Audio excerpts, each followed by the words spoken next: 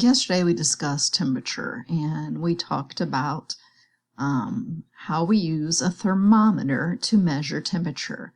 If you pull out your math page, you need to pull out page 349 and a pencil. Today you're going to also need your glue stick and scissors to complete this activity.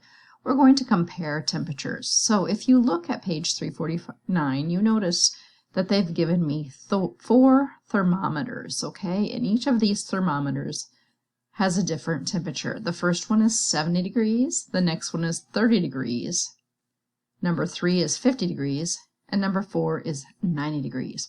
At the bottom, I have 4 pictures that I'm going to cut out and put below each thermometer to match. Because I can't cut mine out on the computer, I'm just going to draw a line to show you which picture should go with each thermometer. Remember, when we're reading a thermometer, the lower the red is, or the mercury on the thermometer, the colder it is. The higher it is, or the more red we have on our thermometer, the hotter it is. So when it's cold, the red goes down. When it's hot, the red goes up. So on this first one, it's 70 degrees. 70 degrees is pretty high up. Okay, so that means it's a pretty nice, comfortable day. I might ride my bike with a jacket, but I'd probably get pretty hot. On 70 degrees, I definitely wouldn't want a scarf and a hat and a warm winter coat. But I might sit outside and enjoy the sunshine with my puppy.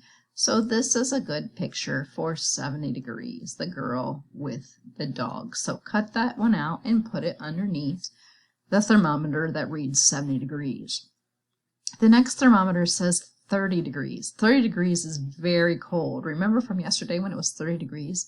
And I drew a picture of being outside building a snowman. So which one of these pictures would go with 30 degrees? Well, if it's cold, I want to be bundled up. This is going to be the 30 degrees. I'm going to have on a winter coat, a scarf, and a hat so I stay nice and toasty.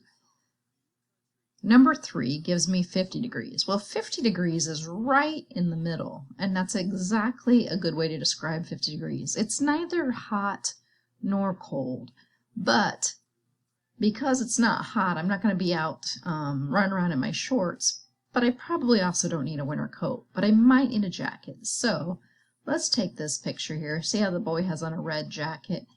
That's a good picture for 50 degrees. Okay, and finally, my thermometer reads 90 degrees. 90 degrees is very hot. A good activity to do when it's 90 degrees would be to hang out in my swimsuit by the pool and go swimming. Okay, so now I've cut out the pictures. I've glued them under the correct thermometer as the instructions say. But the next thing I need to do is I need to circle the coldest thermometer. So which one of these is coldest? Well, the coldest will be the number that's the smallest. 70, 30, 50, or 90. I know that 30 is the coldest because it is the smallest number. So I'm going to circle that. That's the coldest. And the hottest, they want me to put an X on. Well, 70, 50, or 90, 90 degrees is the hottest, and I'm going to X that one out. All right, flip your page over and let's look at the back. On the back, it says write the temperature and circle the correct thermometer in each cent. Okay, so for number 1, it says they're looking for the thermometer that's warmer. Well, let's look at both of these. In this one, the red goes right up here to 70 degrees. They've already given me the symbol for degrees, which is this little circle. So all I need to write is 70.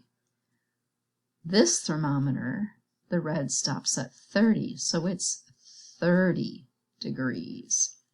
Which one is warmer? The number that is bigger is warmer, so I need to circle this thermometer. For number 2, they want to know which is cooler. Okay, so let's first of all read my thermometers. The first one is at 10 degrees, only 10 degrees.